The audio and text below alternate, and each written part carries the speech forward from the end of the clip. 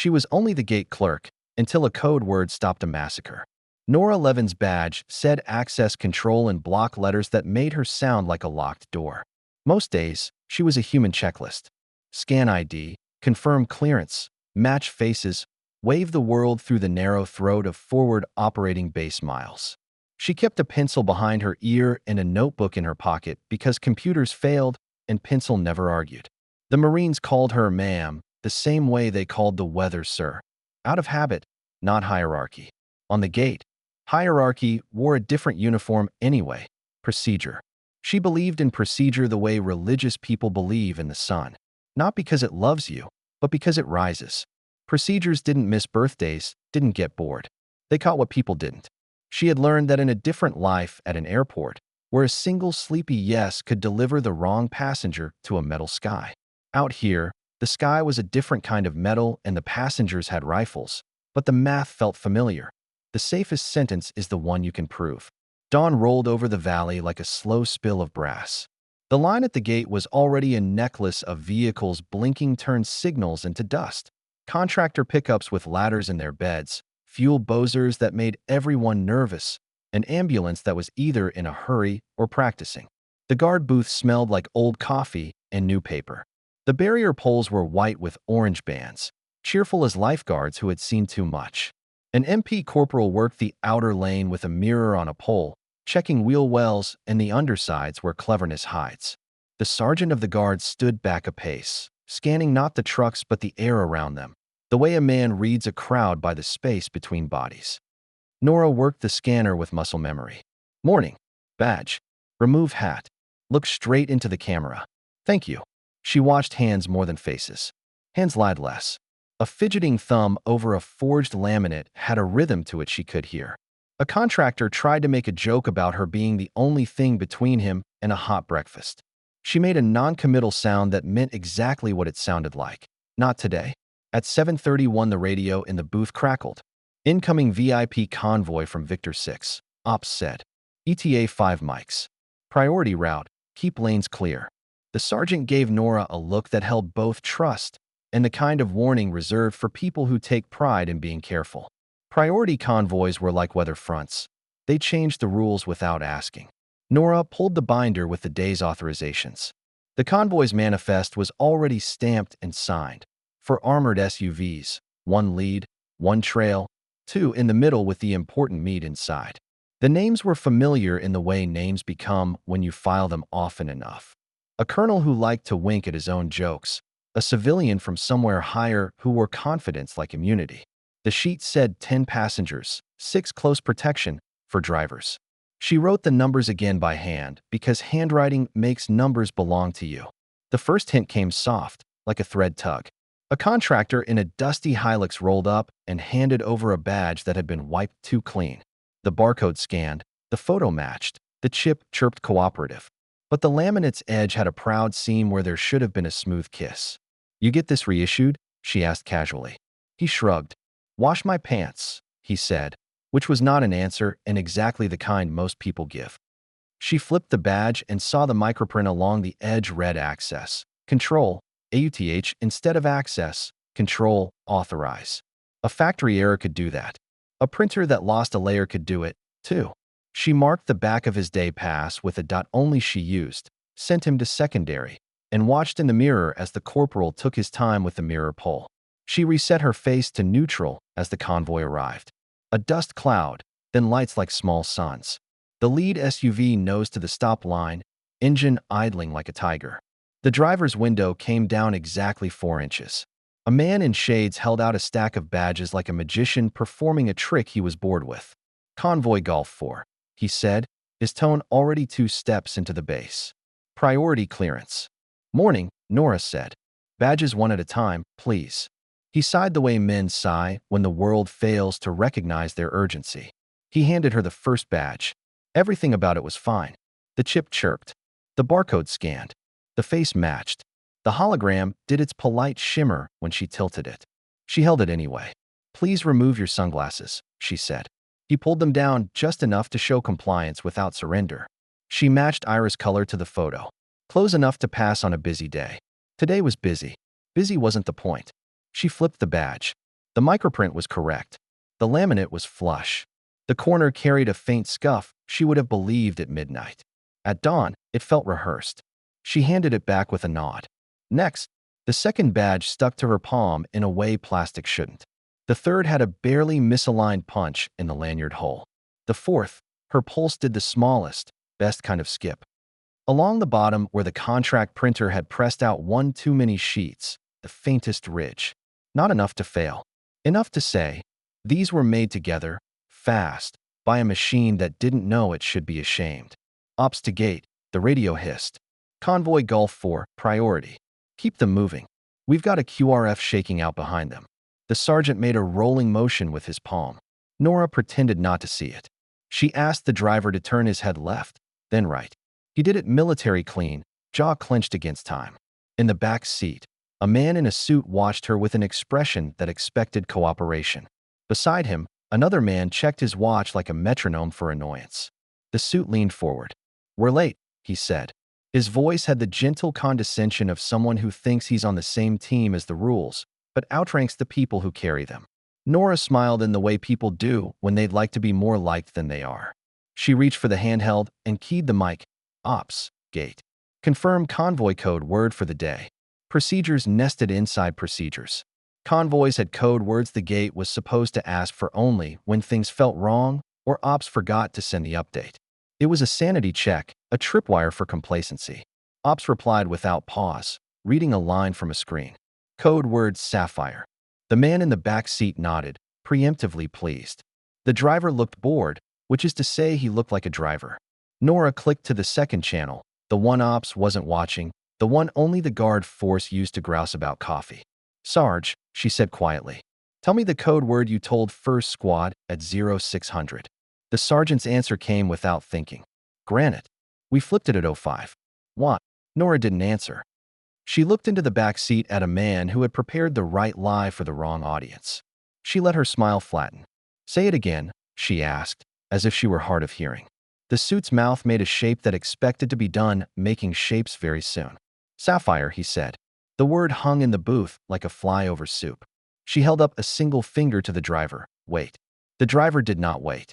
The SUV crept forward a foot, then two. The barrier arm was still down. The driver stopped before it kissed his hood because people are good at stopping when pain is at stake. The suit's eyes went dark. "Gate." Ops snapped on the main net, irritated now. "Clear Gulf 4. They're ours." Nora kept her thumb off the transmit button. She could hear her father's voice from years ago, teaching her chess with bottle caps. Sometimes the best move looks rude. She leaned out of the booth and made her voice small and polite, the pitch that gets men to underestimate their own fear. "Sir, would you mind stepping out?" She said it to the driver, which is really to say she said it to the back seat. The driver glanced at the suit, got a shrug, and killed the engine. He stepped out slowly, the way people do when they want to telegraph that they are indulging you. The sergeant of the guard had already started walking over. His hand hovered near his pistol in a way that was not a threat. Not yet, just an admission that hands sometimes matter. Behind him, the corporal with the mirror pole drifted toward the SUV's rear axle, where people hide the worst truths about themselves. Nora took badge number 5. The man in the back seat passed it forward without looking, like a king flicking extra coins to a lesser god. The chip chirped good morning. The barcode made its neat beep. The photo matched, mostly. The eyes were right. The jawline, too. But the ears, she'd learned this by accident. Airport again. A man who'd swapped IDs with his cousin. Everything matched except the way ears are their own fingerprints. In the photo, the right ear's upper ridge dipped slightly. The man in the back seat had the clean, factory curve of a perfect helix. People plan for eyes. They don't plan for ears. She wrote ER in pencil on her palm. She handed the badge back. "All right," she said, bright again. "Code word, please." The suit exhaled through his nose. "Sapphire," he said, letting his gaze slide to the sergeant as if to enlist a higher ally. The sergeant didn't blink. Nora nodded like she had just solved a small crossword clue and, with the same movement, reached under the counter and thumbed the switch that dropped the steel teeth behind the lead SUV. The driver heard them clank up and went very still. The suit leaned forward. "What are you doing?" he asked, tone new now, something nasty waking behind it. "Secondary screen," Nora said. as if that were the explanation and apology both. She lifted the hand that meant, "Please reverse." The driver didn't. The suit opened his mouth again. On the far lane, the Hilux with the too clean badge revved. The corporal shifted his mirror. The sergeant, bless him, did not turn to look. Nora kept her body square to the SUV in front of her and counted the beats between the suit's blink and the driver's jaw tightening. The gaps were wrong. Rehearsed patience smells different from real patience. The radio in the booth popped. Ops loud. "Gate, what's the holdup?" Nora did not answer. She switched to the guardnet. "Sarge, I need the pop-up bollards now." Her voice was calm in the way her mother's was when she scraped skin off a knee and said, "This will sting," and meant, "This will save you later." The sergeant didn't ask why. He stabbed a button on his remote. Steel cylinders rose out of the tarmac with hydraulic dignity, hemming the SUV in front and behind. The driver took his hands off the wheel the way men do when they want to be photographed obeying. In the back seat, the suit stopped pretending to be human and turned into something colder, a manager of outcomes. "Everyone stay very still," Nora said. Her tone so ordinary it made the words feel like a breakfast reminder. On the other side of the lane, the Hilux chose a new plan.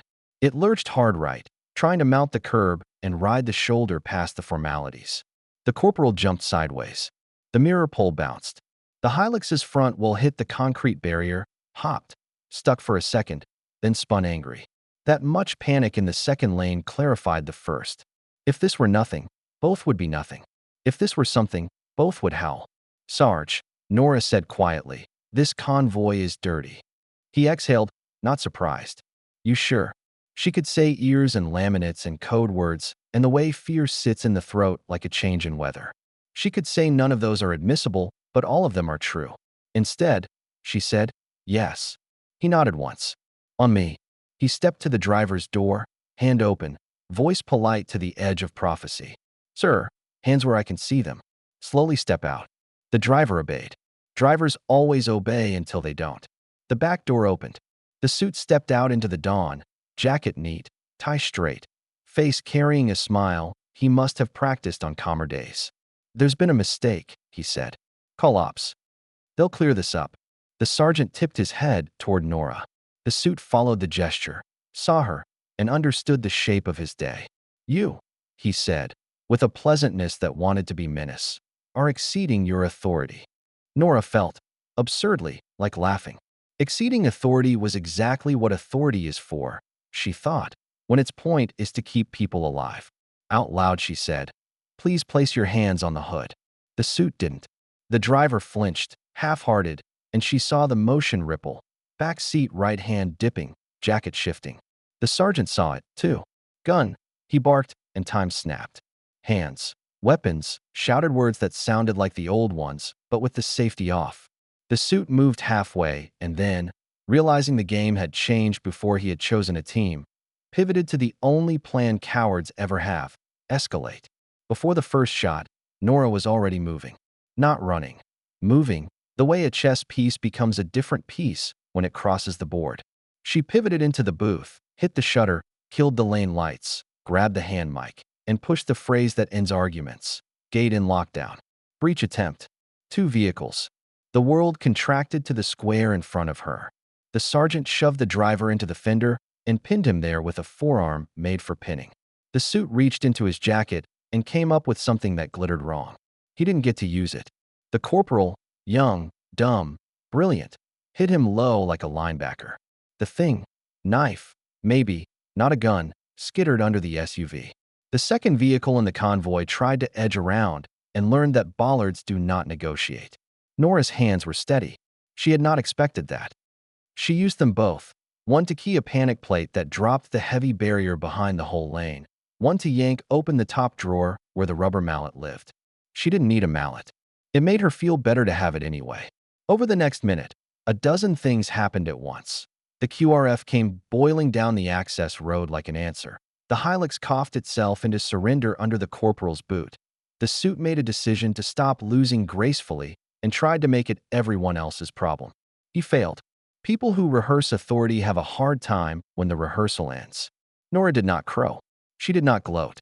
She felt tired so suddenly, it was like stepping into a hole in the ground. The sergeant cuffed the driver, then the suit, then the two men in the middle SUV who had waited until now to remember they were brave. The MPs kept their weapons pointed at the places fear comes from. Ops arrived full of adrenaline and late questions. The colonel in the third vehicle, who had been either a passenger to his morning or complicit in someone else's, stepped out with his hands raised to shoulder level and a face that had learned humility just now. He said nothing. Good. Nora slid the booth window up and let the dawn in. It smelled like dust and a day that would be written down. The sergeant walked over and put both hands on the counter the way old men lean on fences. He didn't smile. He said, "You bought us a Tuesday." She shrugged because her throat had become unreliable. Code word was wrong, she said. Ears didn't match. Laminates felt like cousins, not brothers. She felt silly, like a magician trying to confess the trick was practice and sweat. He nodded. "I'll take the paperwork," he said. "You take 10 minutes." She took 3, splashed water on her face in the staff restroom, looked at herself in the mirror, and thought, "You don't look like a hero." Then she laughed out loud because she had never wanted to look like one, and because the word hero made her skin feel borrowed. When she came back, the world was already rebuilding its fiction. Ops was explaining to Ops that the convoy had failed a minor verification check. The colonel was explaining to no one that he had trusted a schedule too much. The suit had ceased to be a suit. He was evidence now, an object people moved with blue gloves and sternness. The second lane reopened. The barrier poles lifted their innocent stripes again. Nora picked up her scanner, put the pencil behind her ear, and returned to the work that had always felt like breathing. Morning. Badge. Remove hat. Look straight into the camera. Thank you. By 8:12, the valley had decided to remember how to be morning. By 8:19, a woman in a contractor van with a baby seat in the back handed Nora a donut in a napkin with no comment. By 8:23, the QRF leader, sweat drying on his temples, smile that looked like a confession, said quietly, "Nice catch." She nodded, because some compliments you keep small so they fit in your pocket without falling out. What she did not know yet, could not know, was that the thing with the wrong ears had been step 1. Convoys, like bacteria, sometimes travel in pairs. While the MPs processed fingerprints and the QRF reset the lane, a second set of vehicles waited in the dust at the far turn, engines idling. Men inside looking at their watches and then at each other, trying to decide whether the plan had died or merely stalled. Somewhere on a phone that didn't exist, someone said, "Proceed." The second plan did not come in through the gate. It came over it. Nora heard the first rotor before she understood it. A low, angry whine. Not the base's birds. Not friendly, too small, too private. She had seen hobby drones at the PX, flirted with the idea of buying one for her niece's birthday. This sound was that sound's older brother with a record. The sergeant heard it, too. He looked up. The corporal with the mirror pole had his pole, which is to say he had nothing. The drone came in fast and low, a black insect with more rotors than seemed polite. It hopped the fence like a rumor. It carried something in its belly that looked like a fist-sized cooler. Men are slow until they aren't. The sergeant had his pistol out in a way that reminded everyone why the pistol exists. He fired twice. He missed. Hard to hit a bee with a brick. Nora moved without thinking. Procedures for drones existed. She had signed the binder that said she had read them. They were written by good people in quiet rooms and had ideas about nets and RF guns and local jammers and cabinets with locks. The net was somewhere else. The RF gun was with the platoon that had borrowed it for a demo for the colonel, who was now handcuffed to his morning. The jammer cabinet was locked and the key on a ring in a pocket 2 pockets away. The drone banked toward the booths, decided it preferred the fuel Bowser, changed its mind again. Panic does that to pilots. Nora grabbed the only thing in reach that could alter an equation, the red-lensed wand the MPs used to wave cars at night. She climbed onto the booth counter and, with a sound that was half prayer and half curse, jumped. She did not touch the drone. She didn't have to. She touched the line it didn't know it was following, the line between intent and attention. The wand smacked it out of its neat arc, clipped a rotor, sent it wobbling. The sergeant's third shot found it while it argued with gravity. It dropped like a dead thought and landed 10 feet from the fuel Bowser, thunking on hot dirt, its little cooler belly crumpling. Everyone exhaled. Everyone said a word their mothers would have forgiven. The corporal ran and kicked it like it owed rent. It didn't move. It didn't explode. It sat there, offended at dying. Nora landed badly, skinned a knee, felt the heat of embarrassment more than pain. The sergeant holstered slowly, like putting anger back on a shelf. He looked at her the way men look at people who refuse to wait their turn to be brave. "You make a habit of this?" he asked. She shook her head. "I prefer pencils," she said. And the laugh that moved through the lane this time was the kind that cuts a wire in fear and throws the breaker on dread. They were not done. The second convoy, which was not a convoy, which was a pair of pickups with tarps that hid a ladder and a rifle on a bipod, decided the time for subtlety had been stolen. They gunned along the outer fence line where the wall curved and put the ladder up like a bad idea with good shoes. They threw a sandbag over the razor wire and made new math. The first man crested and saw a lane full of people who had chosen a morning. He chose a different one and raised his weapon. Nora, who had never fired anything more serious than a nail gun, reached for the thing she did know. The console that controlled the pop-up bollards also controlled the deadman bar that could drop the K-rail along the outer lane and turn a straight line into a maze. She hit it. The barriers thunked down with the satisfying authority of, "Not today." The rifleman fell backward into his friends and swore in a language anger shares with everyone. The QRF's first truck slid sideways into the curve, doors already opening, men already moving the way only drilling teaches. Someone yelled, "Flashbang," and someone else threw the kind of answer that convinces questions to leave. Nora watched from the shadow of the booth, heart hammering a tempo she would remember later as the drumbeat of a decision not to let the day be written by the wrong author. She looked at the suit in cuffs, at the drone dying like a toy, at the men on the ladder learning something about ladders and plans, and felt a sentence rise up that had nothing to do with procedure and everything to do with promise. "Not on my lane." The smell of burned powder lives in the nose longer than memory. Nora hated that fact as she keyed the intercom and moved the gate from lock to fight. The QRF flowed like water over stone, containing, compressing, clearing. The ladder clattered down. A bad idea turned into aluminum again. The pickups tried to reverse into wisdom and found steel where air had been. K-rail, jersey barriers, tires looking for grace. The world narrowed to voices and angles. Ops finally arrived in the lane in person, a captain with a line of sweat cutting through the dust on his cheek. "Status," he said to the sergeant, already knowing enough not to ask Nora to summarize her own courage. The sergeant didn't point. He reported, "Fake convoy neutralized, unknown number detained. Second element attempted fence breach, stopped. One drone shot down, possible payload intact." He hesitated a quarter beat, because humility is also a weapon. Gate clerk initiated lock and barriers, identified code mismatch. The captain looked at Nora.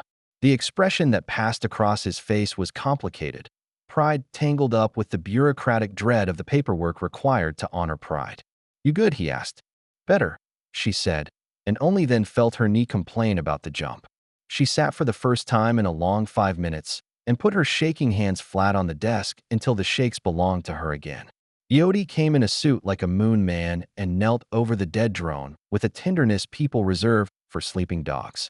He x-rayed the belly, frowned, opened it like a gift. Inside, not C4, not a grenade, a thick glass jar of red powder taped to a threaded cap, a spring, and a battery with an attitude. "Thermite," he said over the radio, and everyone looked involuntarily toward the fuel bowser, as if relief could be earned retroactively. Thermite doesn't explode. It eats. It would have eaten into the belly of a fuel truck like a story into a rumor. The lane would have become a photograph with names around it. Ops took the suit and his protectors away to a room with a table that would hear too much. The colonel kept quiet because sometimes the best use of rank is to stop adding nouns to a sentence. The fake convoy's drivers discovered that plastic cuffs get tighter when men struggle with their pride. The MPs never raised their voices. Nora returned to her binder. She flipped to the page where Golf 4's authorizations had been printed in ink that now felt like a conspiracy. She circled the signature. She drew an arrow to the timestamp and wrote Sapphire under it, not because the question needed asking, but because documentation is a kind of mercy. It keeps liars from surviving long in the wild. The rest of the morning tried hard to be ordinary. Ordinary came and went in waves. The line of vehicles moved again. The corporal recovered his mirror pole from where it had learned to be a spear. Someone replaced the red-lensed wand because it now bent at an angle that said, heroic, but retired. The sergeant tolerated 2 jokes about drones and swatted the third with a look. Around 10 o'clock, the captain came back. He didn't come alone. With him was the base commander, a full bird with gray at the temples, and the particular exhaustion of someone who has learned in the last hour what trust costs. He stood where the suit had stood and didn't pretend to be taller than he was. "Ms. Levin," he said, "walk me through your decision tree." She did. Not the hero version, the pencil version. The badge edges. The ears. The code word from the wrong channel. The feeling in the chest that isn't superstition, but the mind completing a pattern faster than words can. The commander listened. When she finished, he nodded as if she had recited the creed of a small, serious religion. "You exceeded your authority," he said, and she waited for the second clause that would ruin the first. It didn't come. "Good," he said. "Do it again when you have to." He turned to the sergeant. "And you?" The sergeant shrugged. "I chose to believe my clerk," he said. The commander grunted. "Then I chose the right sergeant." They could have done a ceremony then. They did not. The commander did the only thing that mattered. He stood in the lane, took off his cover, and saluted Nora. It wasn't theatrical. It was short and exact and aimed. The MPs followed, awkwardly elegant in the way men are when respect moves faster than training. Drivers in line, seeing something worth stopping for, put their vehicles in park and watched. A contractor clapped twice, realized the mood, and put his hands in his pockets instead. Nora did not return the salute. She put her hand flat on the counter, the way you do when the ground moves and you need to be in touch with something that will not. The commander seemed to like that better. In the afternoon, the interrogations started telling their own story. The suit was not a suit. He was a facilitator with a borrowed badge and a voice that liked to be obeyed. He had a cousin in the print shop off base, a cousin whose printer had made the laminates that felt like cousins rather than brothers. The code word leak had come from a late-night phone left face up on a desk in ops while a good man went to get coffee. The drone had been flown by a kid who once fixed radios and now fixed human courage with fear. None of that changed what had happened at the gate. It made the paperwork longer and the lessons shorter. By evening, new procedures lived in 3 binders and the server that hated being updated. The code word would now rotate by the hour and be distributed by hands, not channels. The RF gun would live on a hook inside the booth, keyed to Nora's ring. The jammer cabinet's key would live on the sergeant's neck until someone else earned the right to carry it. The mirror pole would get a friend, a collapsible net with lead seams. The fuel bowser would park 10 meters farther from temptation. Small changes, cheap. They felt like locks turning. Days later, the colonel returned in a convoy that was actually a convoy. He walked the lane before he drove it. He stopped at Nora's window and cleared his throat the way men do when they're about to thank someone for embarrassing them into being alive. "I listened to the recording," he said. "Your voice didn't shake." "I got lucky," she replied. It was a lie. She had prepared for years to be lucky. He set a small box on the counter. She didn't open it.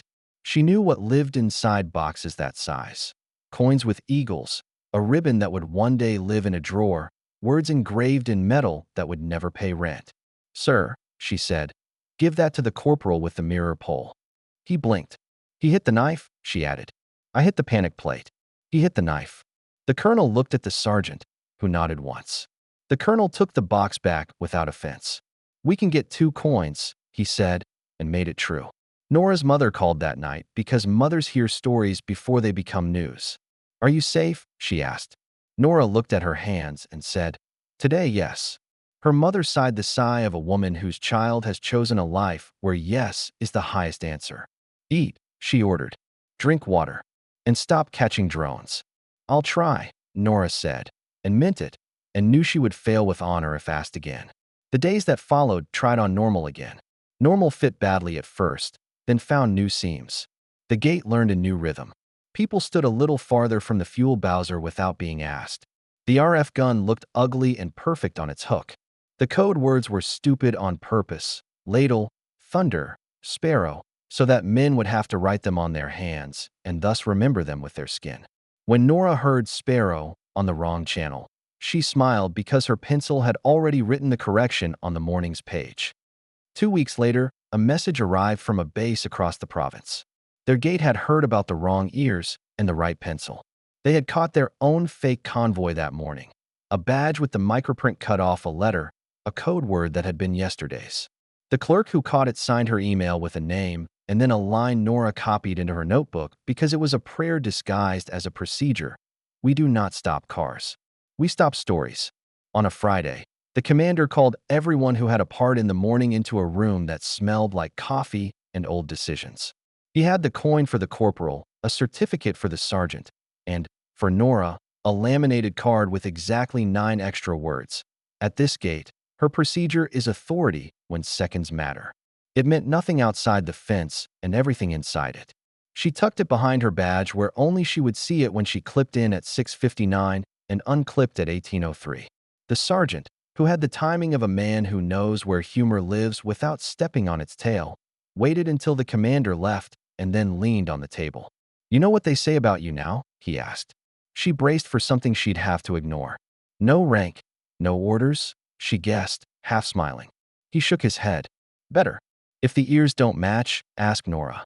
She laughed, because survival deserves laughter, and because the phrase was stupid in a way that would outlive the people who made it. The corporal, whose mirror pole had a new nickname, Spear, held up his coin and said, "I'm buying coffee with this."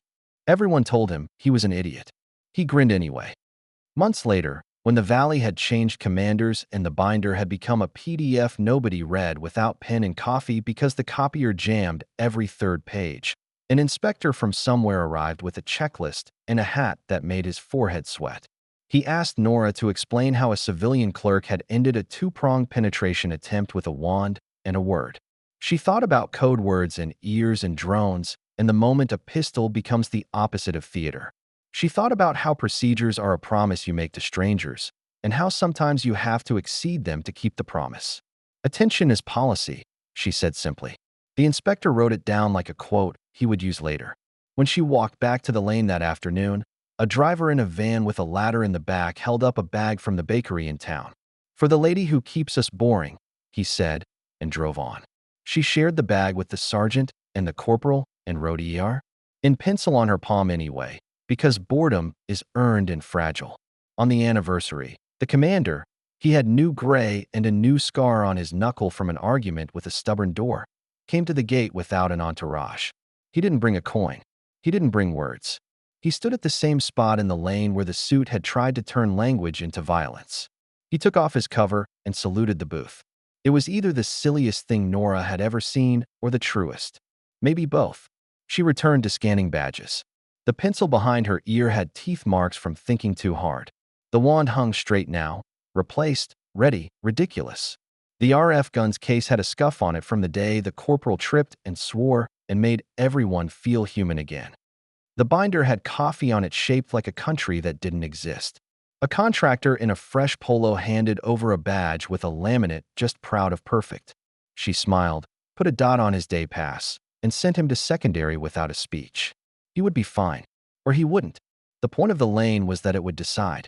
As the sun slid down the wire, Ops radioed the code word for the evening in a voice that pretended radio was still a good idea.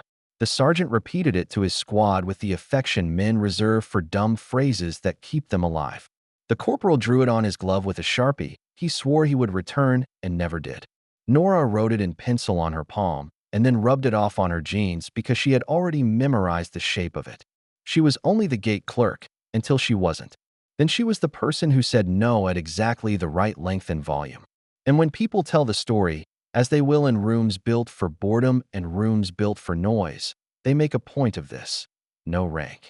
No orders. Still, the lane obeyed her.